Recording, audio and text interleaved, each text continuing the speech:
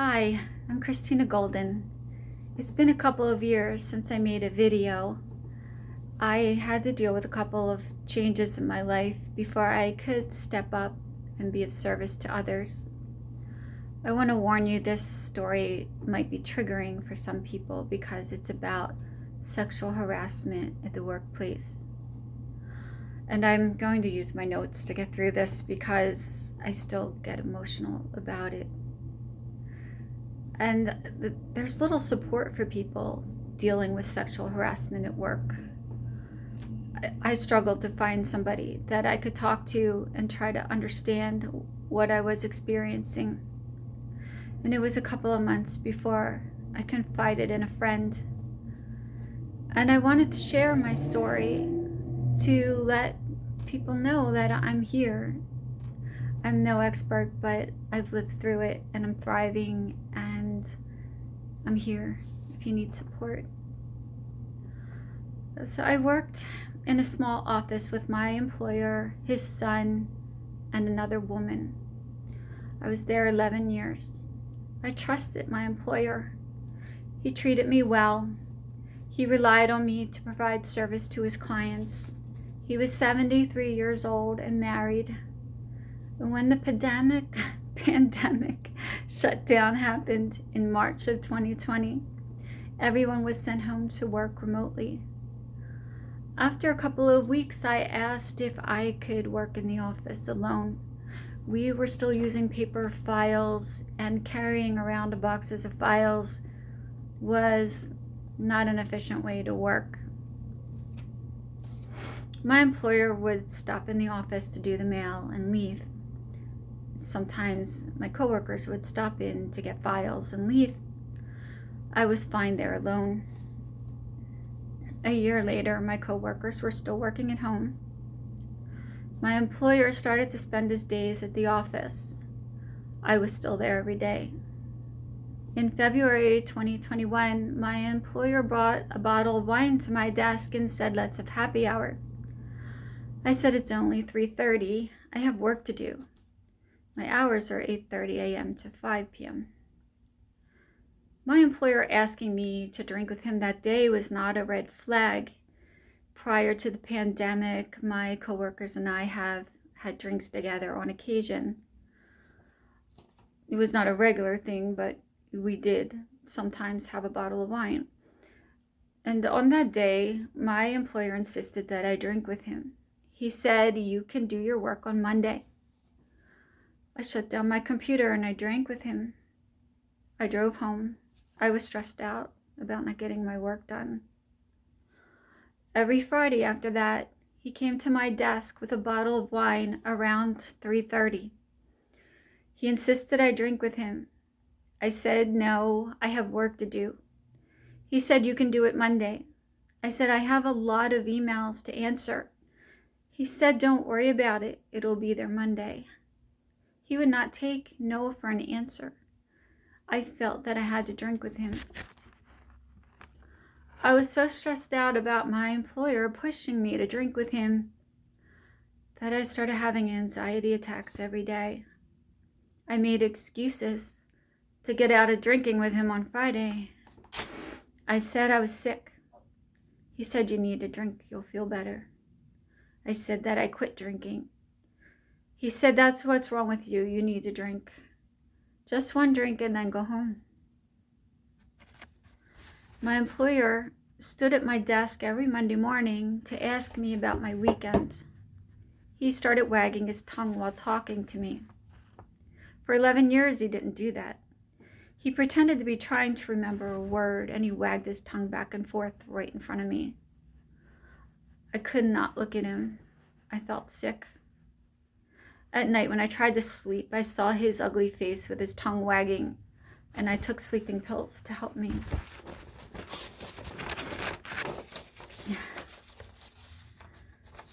I could not hold down food. I threw up in the morning before work. My nails were breaking off because of stress. I had pain in my heart chakra that lasted for hours every day. My employer started coming to my desk on Tuesdays and Wednesdays around 4 p.m. to tell me to go home. He said, "It's quiet in here, go home." I said, "I have a lot of emails to take care of. I can't go home." I told him to go home. He sat at my desk and waited for me to leave. I was so stressed out about not getting my work done. I was so sick. In April of 2021, I confided in a friend about what was happening at work. She said, "He is harassing you." It clicked for me. For months, I was trying to understand what was happening. I trusted my employer. How could he do that to me? I knew I had to leave. I felt sick. It was terrifying for me at 56 years old, after 11 years at a small office with 3 other people, to leave it. It was like working in a cave for 11 years and coming out into the corporate world. God and the angels supported me. I was offered the first job I interviewed for on the spot. I had to go through clearance. That took about a month. In the meantime, I still needed my job. In May 2021, I told my employer's son everything his father did. I put it all in an email. I gave dates and details, and I asked that arrangements be made that I am not there alone with his father. I don't feel safe. Someone else has to be there with me. And his son told me I can work at home for a week, and he would talk to his dad and they would work something out. I didn't say anything about the other job because I was waiting for clearance. My employer was furious that I told his son about his behavior. He denied wagging his tongue. I told him to his face that he did that several times. He said, "I am not the least bit interested in you." I said, "I told you I don't want to drink with you. You would not take no for an answer. There is an imbalance of power there." And he waved his hand at me in dismissal and said, "I'm sorry. I was trying to be fun." He went on to gaslight me, project his bad behavior on me, and he criticized my work. I kept my emotions still. I did not let him manipulate me. He was trying to deflect and put me on the defensive. I did not let that happen. I thought he was going to fire me. He didn't. The way he treated me confirmed that I was doing the right thing by leaving.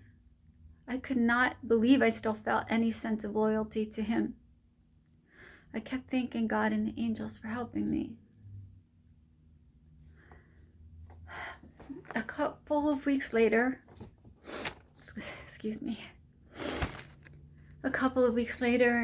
in June 21, I was able to give my 2 weeks notice. My employer asked me if there was anything he could do to convince me to stay. I said no before he could get the sentence out. I was terrified about changing jobs. I knew it must be done to be true to myself. I could have stayed silent and just left. I wanted to stand up for myself. What he did was wrong. He abused his power. I am happy at the job I have now.